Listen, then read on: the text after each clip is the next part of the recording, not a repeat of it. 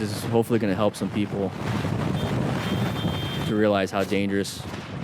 All right, everybody, we're going to be watching this brutal crash. We started doing this on the live stream.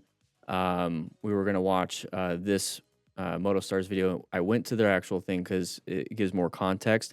They did their own after-action review. There is going to be a link in the description to watch this video. This is a pretty brutal accident, so kind of a little bit of a warning here. But we're going to kind of go over some of the stuff. There can be some solutions to maybe prevent this, but at the end of the day, things happen. This is a terrible situation for them. They got incredibly hurt. So I'm just going to kind of go over some of the crash scenes, some of the mechanism of injury, and kind of give some feedback from my firefighter and EMT experience. So let's just go ahead and watch this initial part. He talks a little bit more originally at the beginning, and there's a lot more in here. But this is going to be talking a little bit about the incident, and then we're going to watch the incident, and we're going to get through it. Stop recording. We came up to a left-hand corner, and on the left-hand side, I could see there was a parking bay with a white vehicle starting to... Okay, so we talk about side of the vehicle all the time. The parking area. Obviously, I think my memory is a little bit not so good of the actual accident. So she was the passenger on the bike. To the actual impact, I do recall that pass, like just barely remember. I barely remember actually saying to Dion to keep recording. And then the rest is pretty blank. Yeah. I don't know if it's let's go a ahead. mental or physical thing, why I can't. So it's probably both. Your brain's going to shut off. So the mental part, your brain's going to shut off a traumatic event so you don't have to relive it. That's usually where, like, if you really want to relive it with like a support system, that's where therapy kind of brings some of that stuff out. And then the physical part, having a concussion, level 1, 2, 3, there's different levels to it where you will lose your short-term memory of the incident, and you might have some deficits after the accident or after a traumatic brain injury where you start having issues with memory. And you might forget a few things. It's a reboot of the system. There's some damage to the brain. Hopefully it heals and you become 100% after that. But that's probably why she doesn't remember. I remember a lot of it, but I do remember seeing the car and that sort of realization that something bad was about to happen. Yeah. I remember coming up closer to where the vehicle was exiting out of the parking See, bay. he remembers a lot. At the same time, a white lorry or a container truck just passed. Yep. And I could see the nose of the vehicle popping out of the parking area. So that's the side of the vehicle that we always talk about when it comes to intersections, driveways, if you're riding in a neighborhood. That's why we really focus on those patterns so that we can see that ahead of time and then jump into more of an alert status to hopefully find an escape route. I really then started slowing the bike down. I was traveling probably about 70 kilometers per hour. I really started slowing down. Okay, so very good. That's what you want to do. So you react, engine braking, even if you can do some progressive braking, kind of slow it down. And if it turns out to be nothing, you just accelerate out of it. It's not a big deal. When his nose started coming out a little bit further, he literally looked in our direction, looked the opposite way, and then proceeded to come out of the parking area. I saw the car. Then what I remember is Dion saying to me, "Hold on." Yeah, 45 miles an hour, right? And then, I just remember this solid bang, and just 45 miles an hour happens So we, in town. Realizing that this car was not going to stop, I immediately hit the brakes, hit the hooter at the same time. The hooter. Okay, so the horn. So applying the brakes, that's an emergency reaction. That's going to be a red stage thing. That's really good to do. Remember, when it comes to plan, when it comes to that navigating of an active threat, you want to try your best to find an escape path. You can also, emergency swerve, emergency brake, and emergency acceleration are pretty much the things that are going to get you out of a situation, which is a physical action. The horn is relying on them to actually see you and then make an adjustment. So I don't rely on the horn. I rely on my skill set. But he started that. And told Cal, hold on. I tried to push back to give it something to hold on to. And we hit the front of his vehicle with such force it sent both of us over the top of his vehicle and into the road in front of us. Okay, so guys, here we go. We're going to watch the actual incident and kind of go over it. So it was a great after-action review on them. This is hopefully going to help some people to realize how dangerous. So the 360 camera launched. Okay, so we're talking a little bit before I hit the record button on this, is that this is actually a really good sign for him. If he had a massive concussion, he would have either been out or dazed and confused. So when we talk about rescue, right, the quickly assess severity part on the backside of the card is head injury symptoms. So disorientation, he's not going to be able to, he doesn't know what's going on. So the simple fact that he recognizes, hey, are you okay? Like, where are you? So he's focused on this. It's tough. Okay, so he remembers the name. That's a good sign. That's a really good sign. So if you're ever in the situation, you're the one that can remember, you're going to have to be the one that's going to go into rescue mode.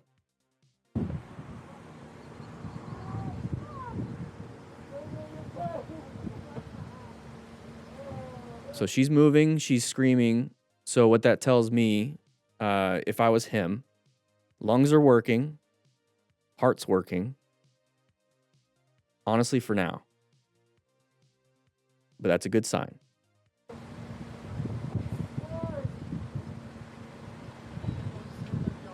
Okay, so we're going to come back to this. It's 5:35. They do talk. I want you guys to see the actual whole video. So we're going to talk a little bit about by ambulance. The injury. So this is a head block that they put together and a cervical collar. That's just to hopefully help them keep their head in line, their cervical spine.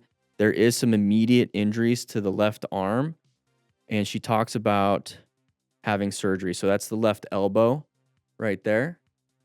And she has pins in her shoulder also. And then this is basically what it looks like on the left side. So 5:35. Let's just go back to the actual crash because I want to show you guys the mechanism of injury on this one. Okay. So right here, let's just go ahead and figure out, let's go ahead and bring that back up. Let's just go ahead and figure out kind of what happened when it came to their bodies. And this is going to be something that EMS usually typically goes through, but if somebody does crash, you can kind of focus on where the major injuries really are. The only thing you really can do is stop any major bleeds. So we talk about that in the rescue card. So stop major bleeds. You can't do surgery on the person, but it's going to maybe point you in a direction of maybe she has a huge laceration on her left arm. But I'd be concerned. So right there, his left elbow goes into the windshield. That's why you have armor protection for the elbow. So hopefully it mitigated some of those injuries. His head does hit the A-frame post, that first part right there. Thankfully, he has a helmet because you could have a skull fracture easily, but I'm really concerned about cervical spine issues.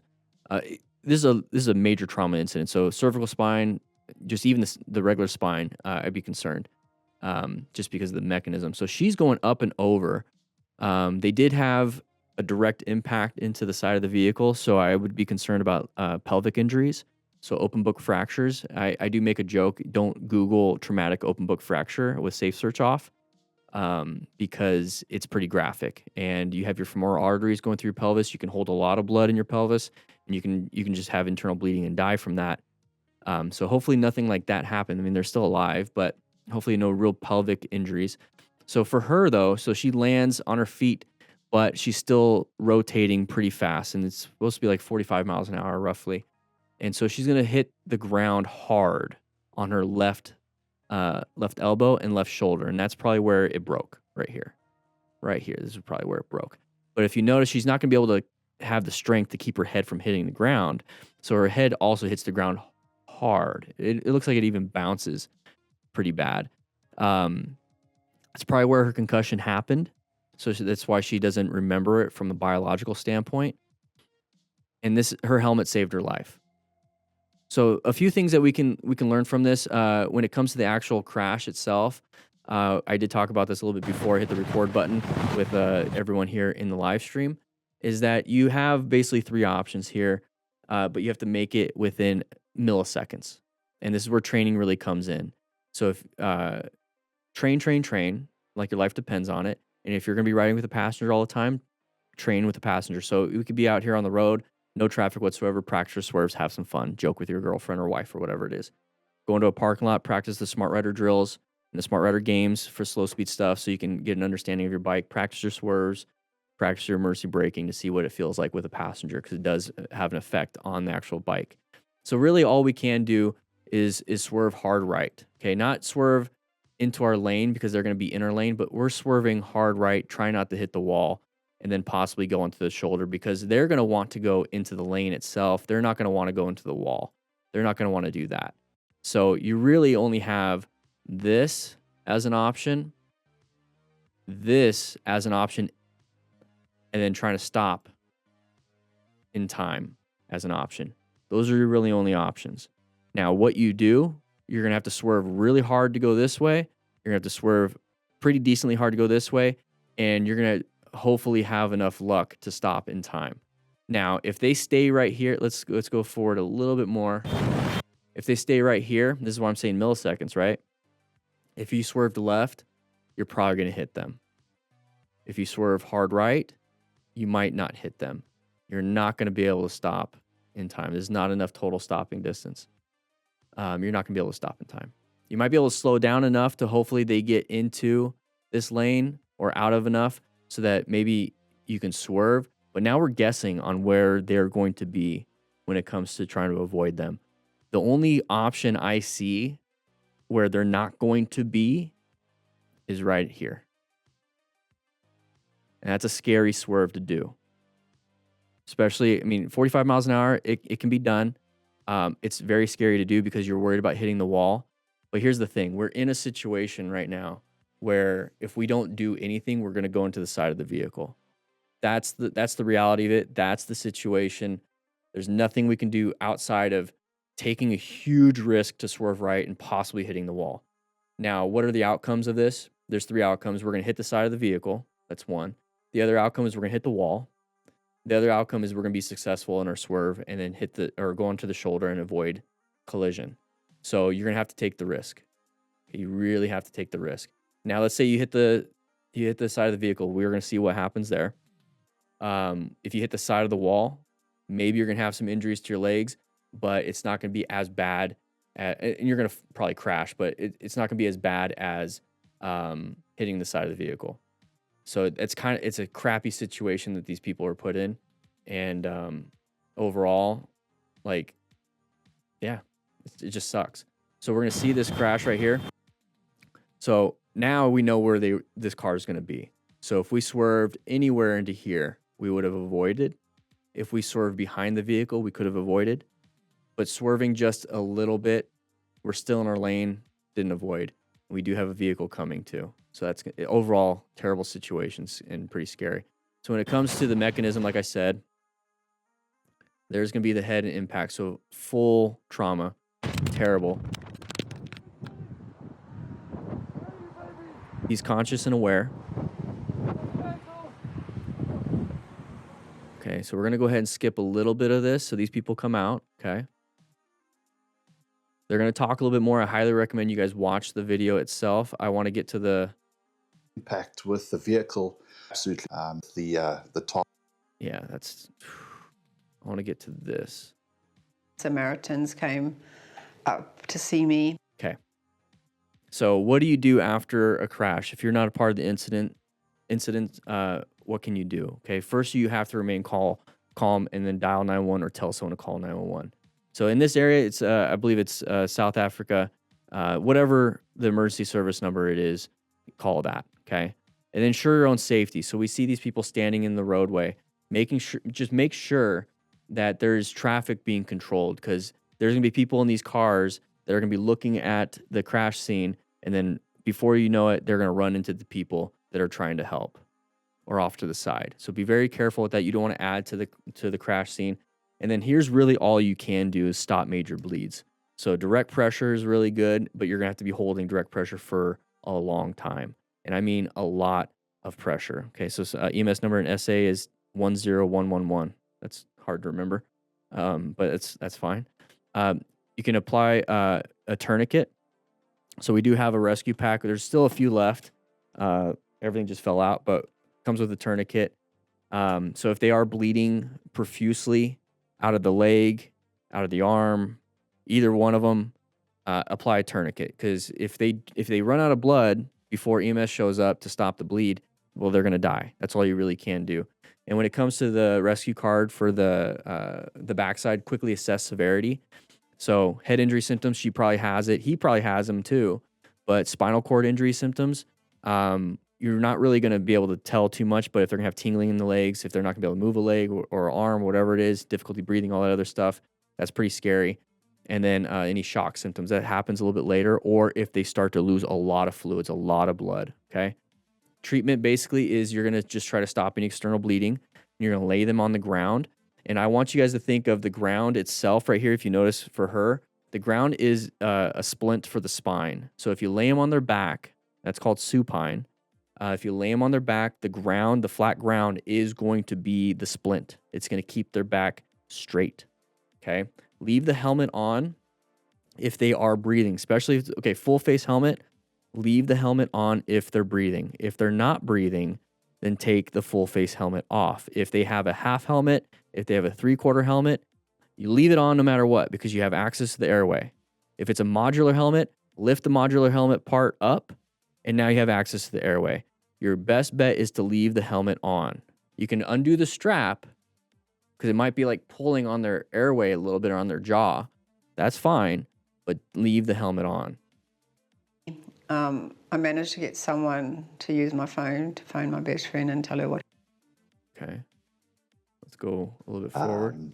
And Okay, so this is a cervical collar. So that's the thing you saw them put on her.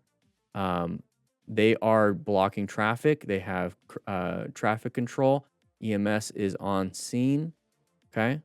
So they're going to probably cut all the clothing, and in the rescue pack, it comes with it comes with trauma shears, so you can do that. And that's mainly just to expose the patient so you can see if there's any bleeding or if there's any, like if a broken leg, a mid-femur fracture, they're going to probably do a traction splint. That's stuff you don't have, but I just wanted to explain a little bit of that. moving. I don't know what my extent on my injuries were at the time.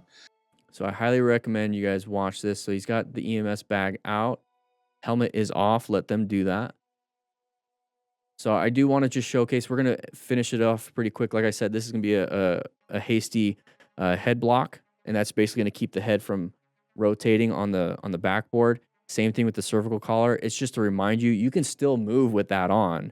But what I typically would tell a patient is, hey, when I ask you questions, I just want you to use your words. Yes or no. Don't shake your head. No. Don't shake your head. Yes. Just speak. Look straight up and just speak. She does have an arm injury, so it looks like there probably was some kind of laceration. That's why they're putting roll gauze and covering that. But you can tell immediately there's internal bleeding with the discoloration right there. And there's probably a deformity. So she probably has a deformity. So like if you look at your own arms and everything looks pretty normal, right? But then she's probably like this, or it's like crushed in or something like that. And that's the deformity.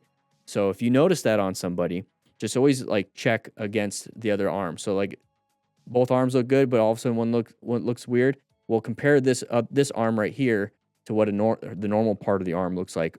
And you should know what a human body kind of looks like because you look at yourself. So she did have to have surgery on the left elbow. But overall, it's a terrible situation. There's the healing process on that. She had to have surgery. It's healing. There's the bike. It's destroyed. But make sure you go to their stuff and then like, subscribe, and comment. Overall, terrible situation. Not fun.